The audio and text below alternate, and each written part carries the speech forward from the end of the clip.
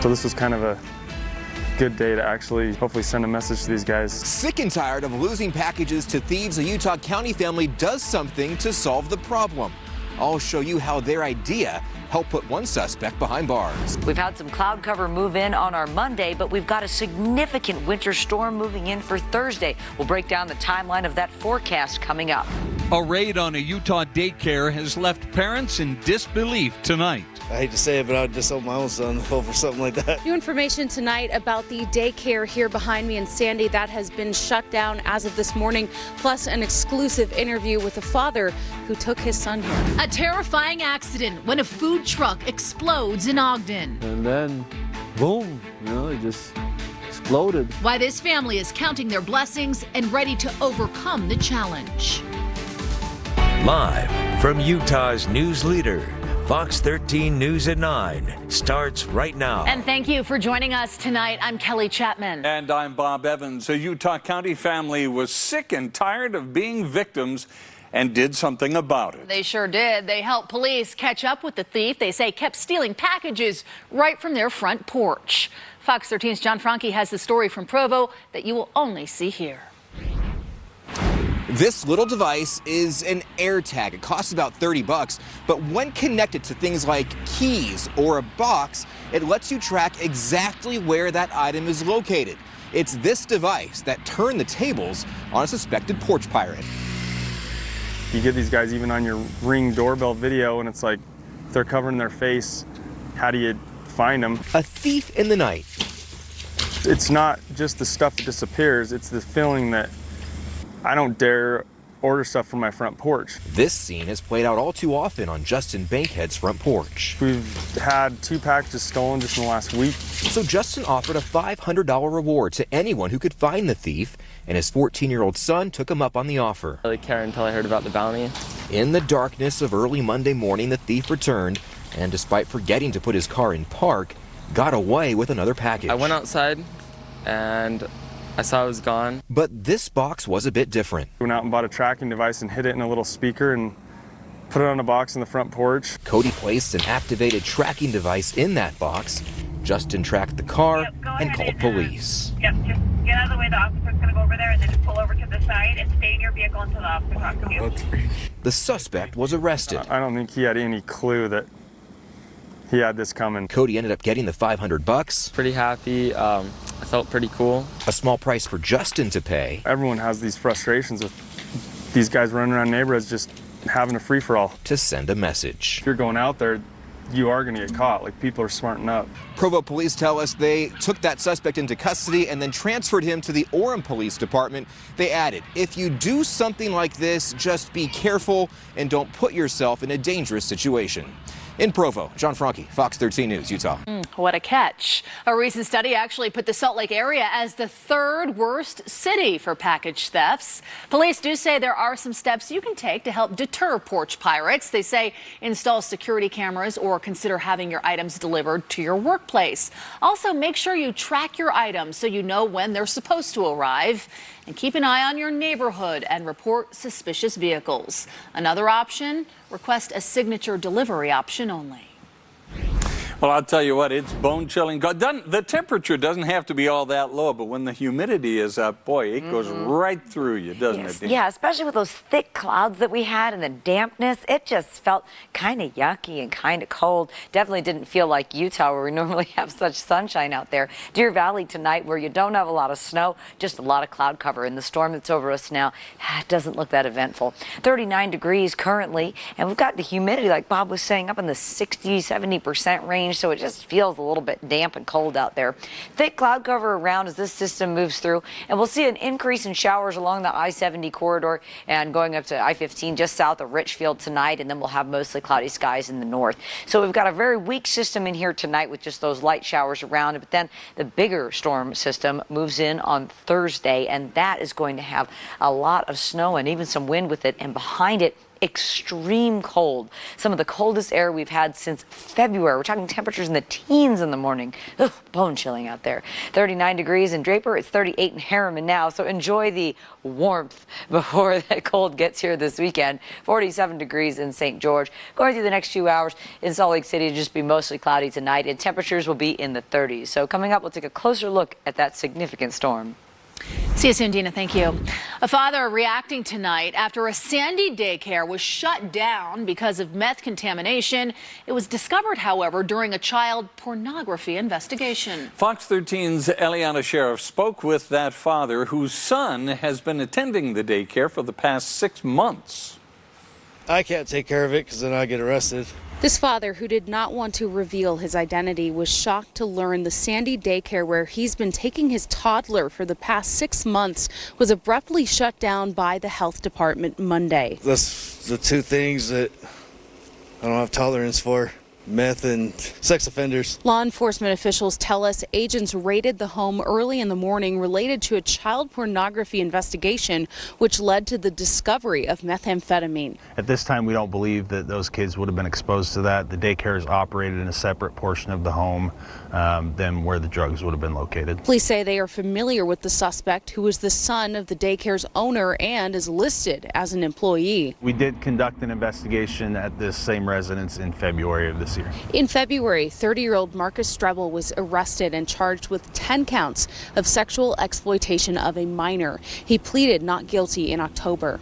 The lady's really nice. I think she's a sweet lady. I don't think she had anything to do with it. I think it was mostly her son that lived in the basement. This father says detectives do not believe his child is a victim, but he wonders why the suspect, with the pending charges, was still around children to begin with. With her knowing that he already had an offense, but still letting him at the house makes me, I hate to say it, but I would disown my own son over something like that.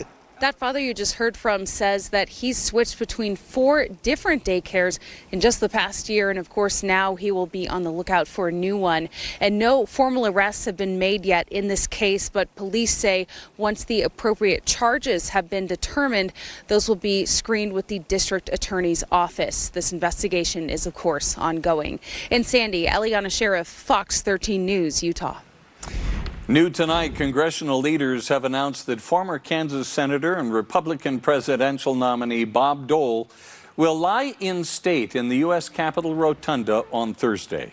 His family says he died in his sleep early yesterday morning at the age of 98.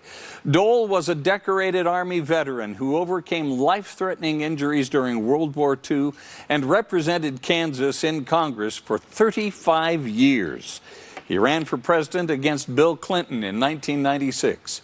Last February, Dole revealed he had been diagnosed with stage 4 lung cancer. President Biden ordered flags at federal buildings to be flown at half-staff through sunset on Thursday. Utah Governor Spencer Cox repeated that order today for flags at all state buildings. Now to the push to vaccinate Utah. 61% of Utahns aged 5 and older are now fully vaccinated. 28% of adults also have the booster dose. That's after 41,000 people got a shot over the weekend. Meantime, there were more than 3,400 new COVID-19 cases over the past 3 days. That is a sizable jump.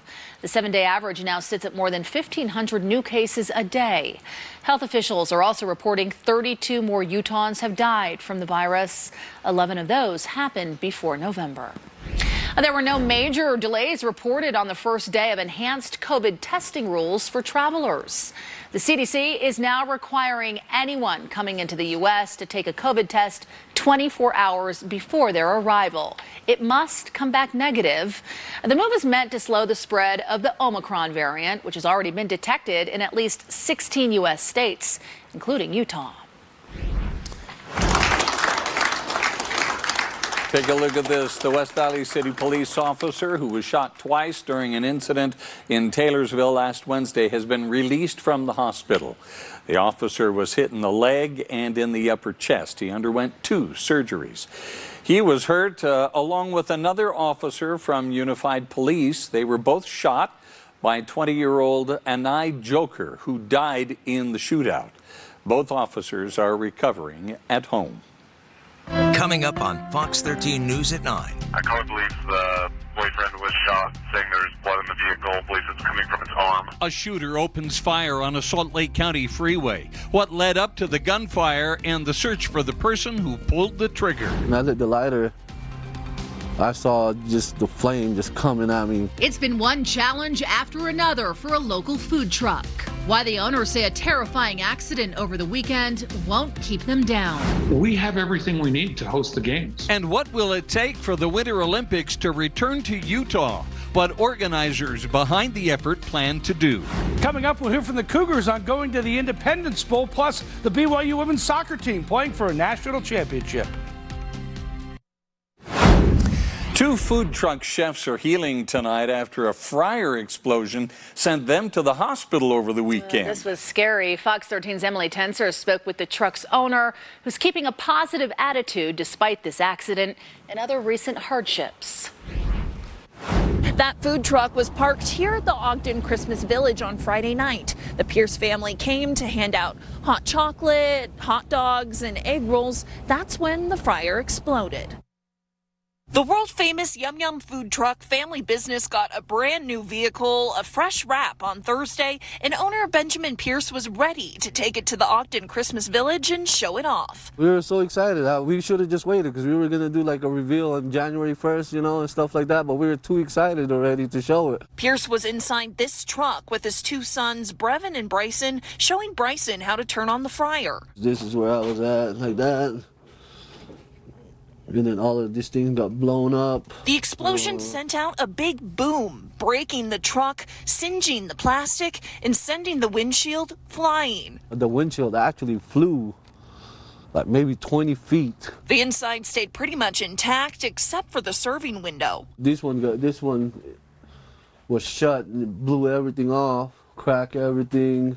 Pierce's youngest son was able to get out uninjured, but Pierce and Brevin had to go to the emergency room with 1st and 2nd degree burns on their face, arms, and body. I hope he goes back to normal. They said it's pretty bad if it's in your hand because of the nerves, but it feels okay to me. And this isn't the first hurdle the Yum Yum food truck has encountered this year. Back in June, the food truck was vandalized with racist and hateful messages, but the community stepped up to support the family. That's really how we got the new truck, is because, you know, people would call us up, hey, you know, we got an event, would you guys like to come? Despite the lows, Pierce says they've seen a lot of blessings. They're ready for 2022 to be their year. We're happy we're still here, that's for sure, you know.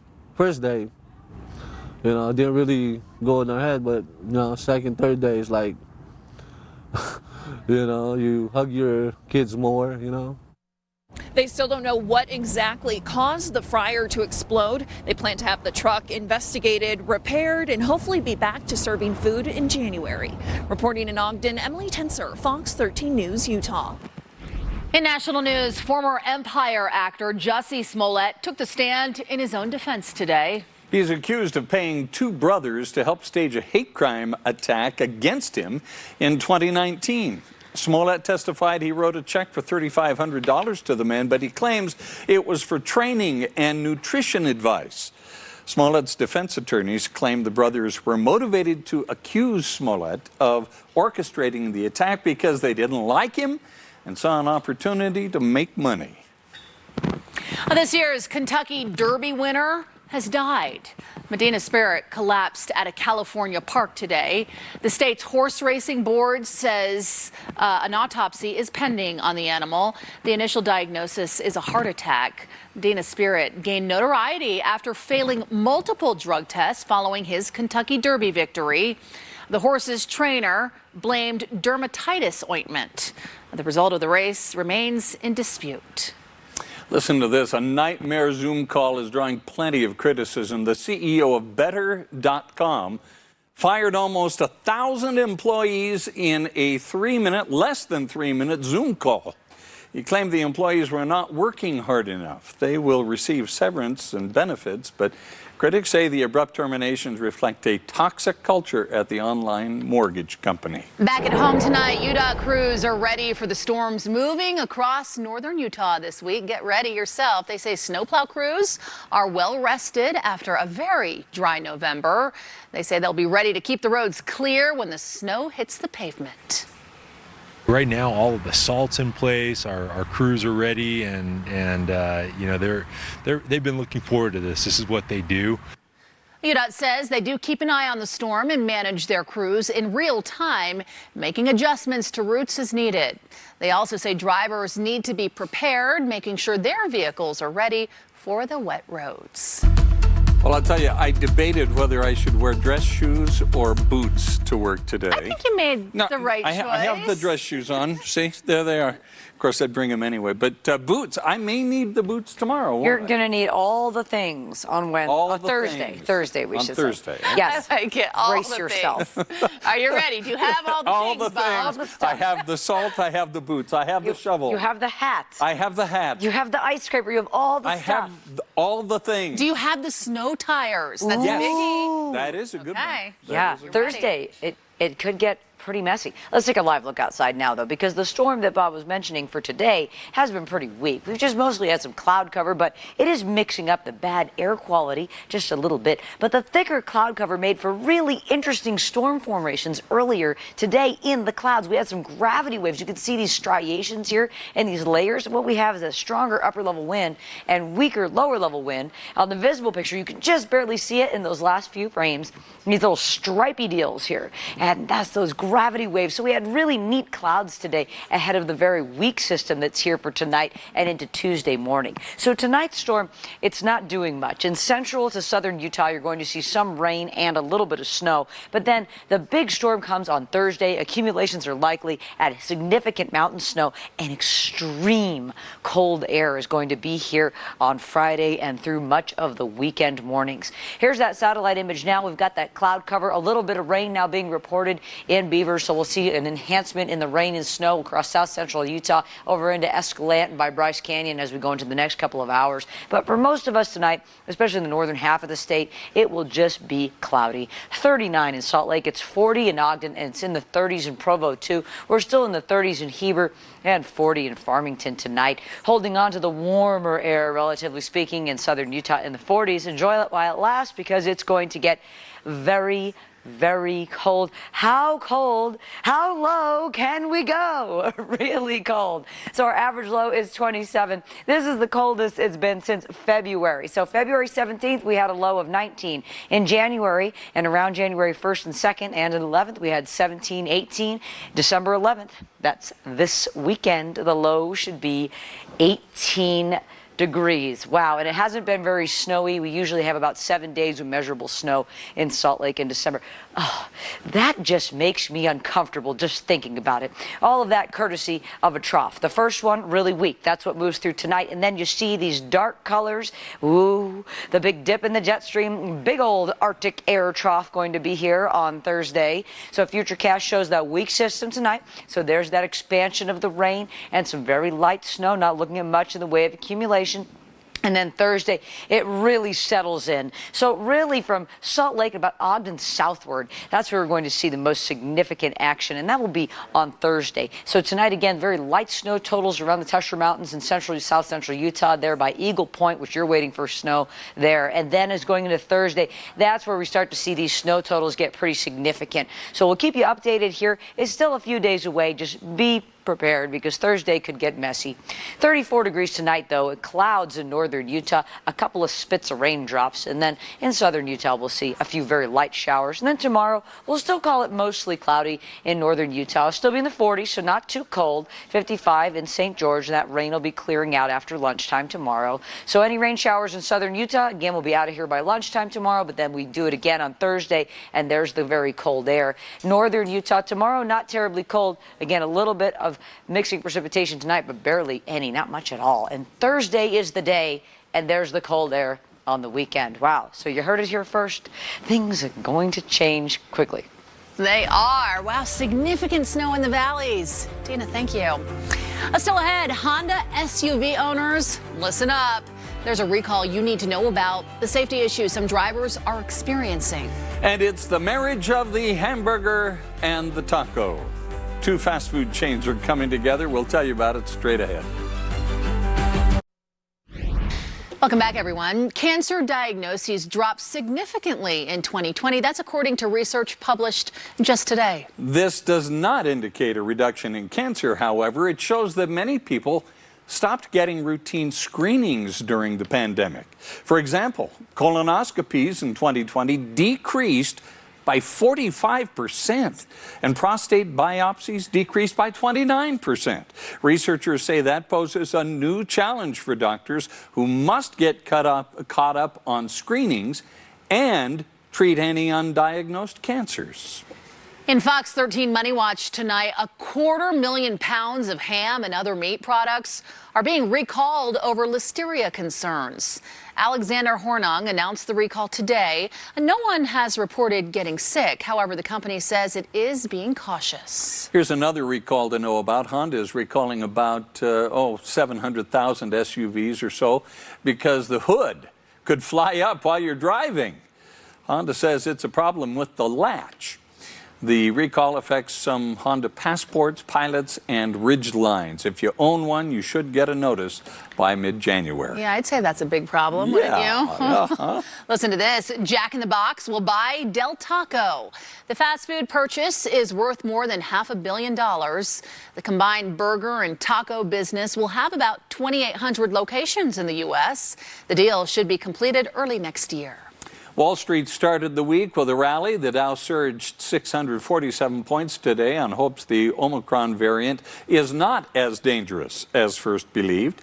The Nasdaq rose 140 and the S&P added 53. Coming up after the break. Is Utah ready to host another Olympic Games? Of course, there's always small elements of refurbishment. Who's working to get a winning bid, and what needs to happen before the games come back? Announced today a likely $900 million investment to improve one lake a whole lot of you live very close to. We'll show you. All of a sudden you got all your friends are covered in bad tattoo work and hopefully don't have staph or MRSA or something from it as well. A new bill in the legislature would regulate tattoos, piercing, and microblading. Well, the Utes and Aggies are thrilled with their bowl games. The Cougars, not so much. We'll hear from two BYU players on their reaction of just missing out on a New Year's Six bowl game.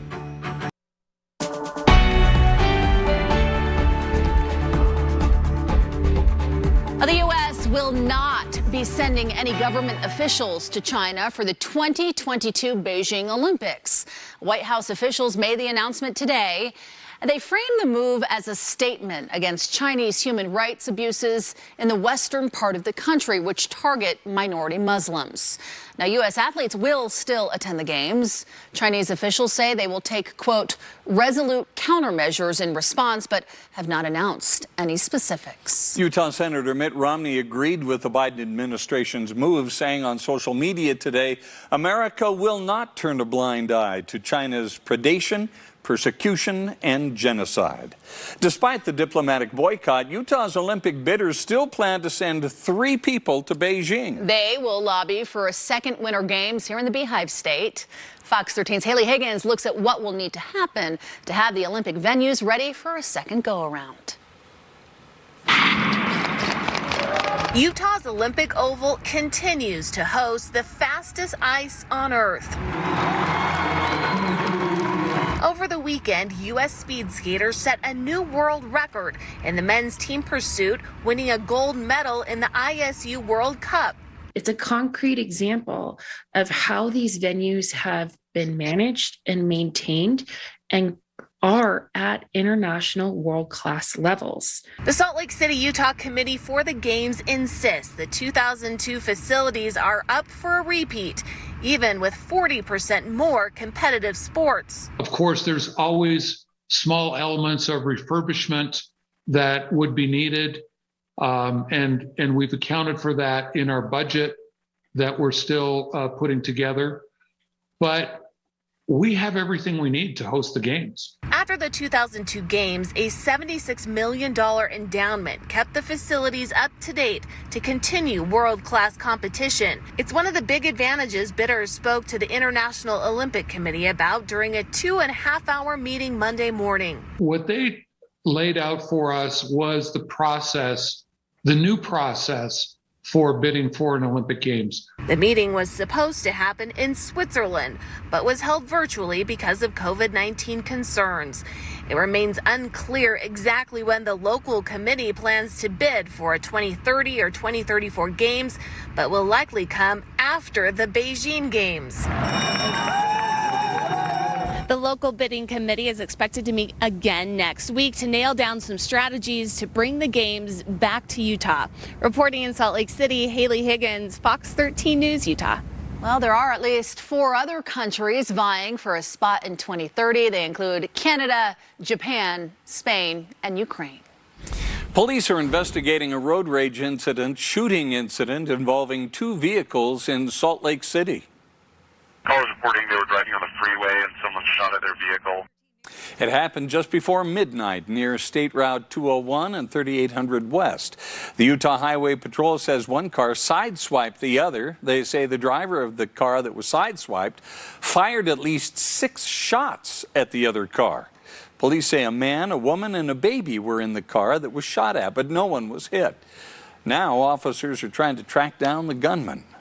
The witness was able to give us a description of a Jeep-style SUV, light in color. We haven't been able to confirm an exact color. Of course, with the time of day, it's hard to tell exactly what color the vehicle is. Police add the vehicle will also have driver's side damage. Anyone with information should call the Utah Highway Patrol.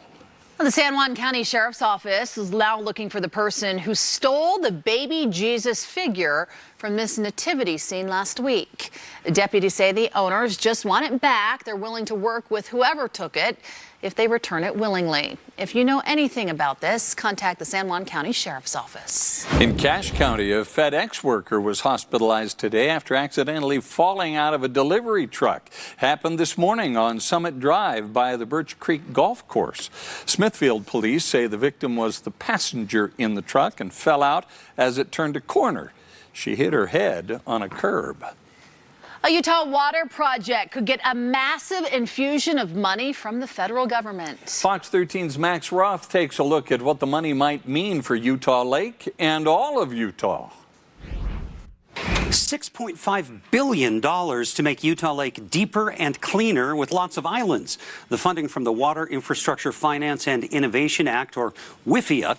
The project sounds pie in the sky, but this new announcement from the Environmental Protection Agency says otherwise. I think it does help people recognize that these landscape level restoration enhancement projects are possible. Ryan Benson is CEO of Lake Restoration Solutions. The EPA announced their project is on a wait list to get low-cost loans for $900 million. Waitlist sounds iffy, except the EPA includes the project's cost in the amount they say they plan to award. They've announced $6.7 billion in funding availability. We are one of the waitlisted projects, which means we have a little more work to do before we move into full application. Utah Lake presents environmental problems. A century and a half of nutrient pollution turns the lake bed into a giant, harmful algae factory. The shallow water gets roiled into giant waves that keep the water silty. Carp on the bottom also stir up particulates. Ryan Benson's vision: dredge the lake deeper, remove the silty topsoil and take it away, repurpose the next layer of nutrients that are harmful in the water but helpful above ground, then keep dredging for depth and use that soil to make islands. The depth and those island barriers should make the lake calmer, cleaner, and cooler, storing 40% more water. Utah is the second driest state in the country.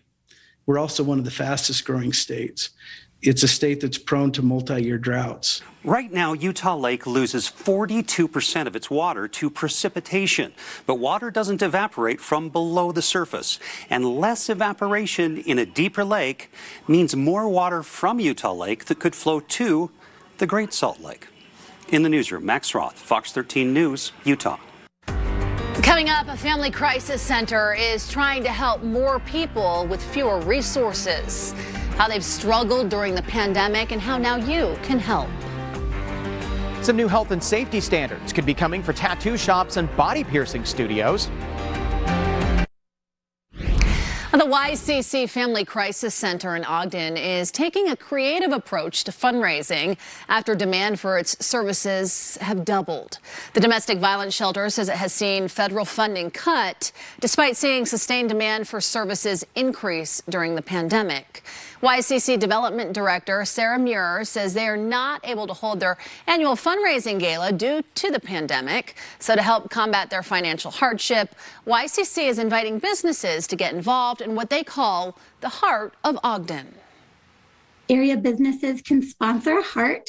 There's 3 different levels. For $5,000, they can have one of these hearts at their location.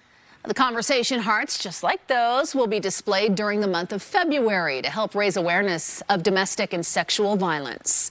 YCC does have a 24-hour hotline 7 days a week. If you or someone you know is a victim of domestic violence, they're there for you. The number is on your screen. It's 801-392-7273.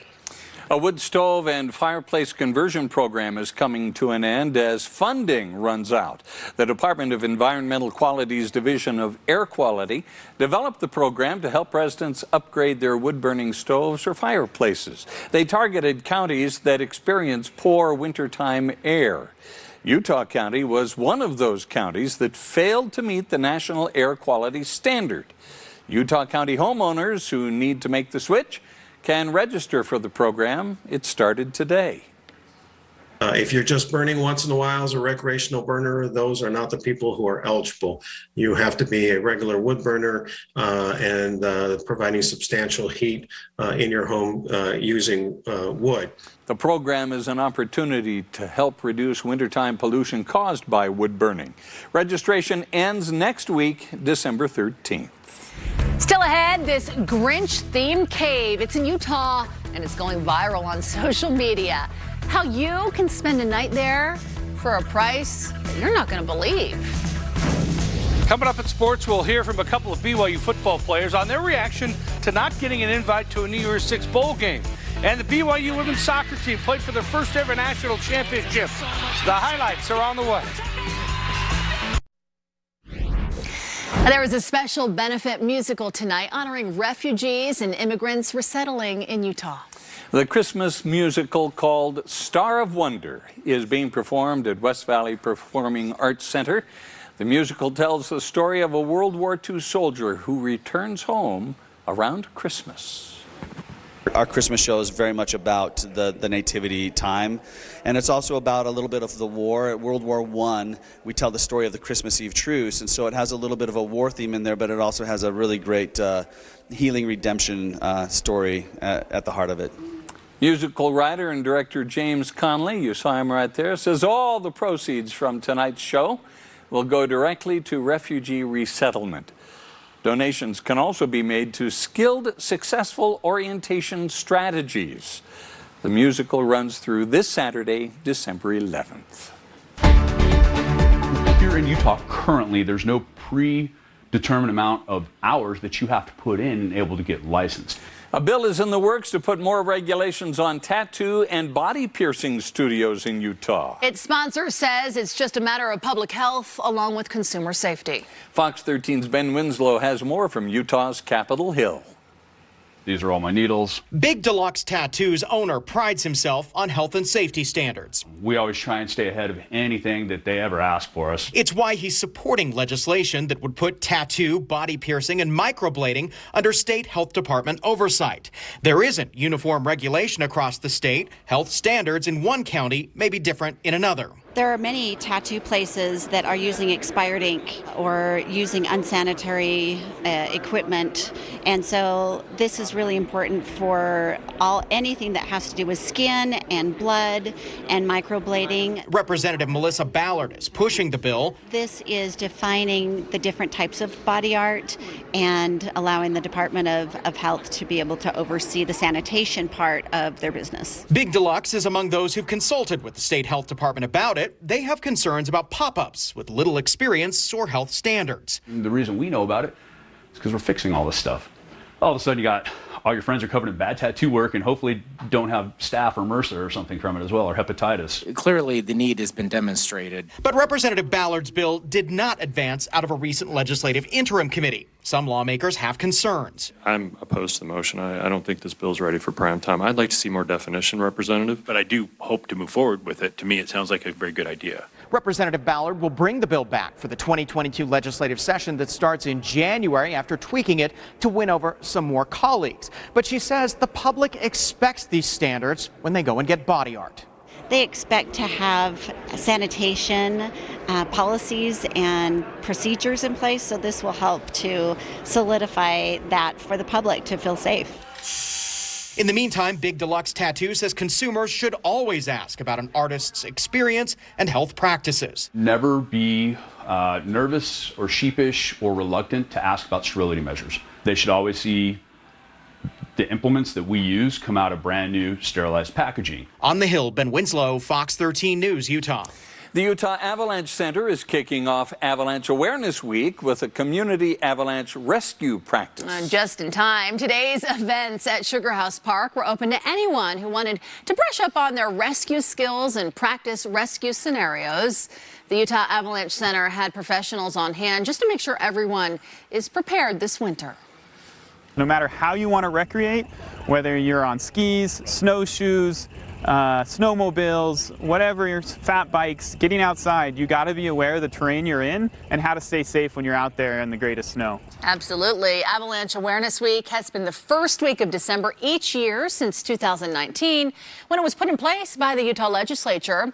Now, before the storms roll in, the Utah Avalanche Center says avalanche danger is low around the state right now, as expected. But Dina, things are going to be changing this week. Oh, yes, definitely. And boy, aren't we ready for some more snow. Here's looking at Alta, where they're already open. They had about 60 trails. But yeah, we're still making snow up here and patiently waiting for more snow. And of course, we have some on the way. Tonight's storm, though, that's moving through the state is really weak. It's the Thursday storm is the big one that you're hearing us talk about. Heavy mountain snow possible and accumulating snow in most valley locations as well. And extremely cold air behind it, too. So the imagery tonight shows some cloud cover. There's a little break in the cloud now we're seeing along the Utah-Idaho border, but we're getting some rain reported in Beaver. And as we move through central Utah here, we'll see some light shower activity settling in through the overnight, but not much in the way of accumulations, expecting around a tenth and a little over that maybe.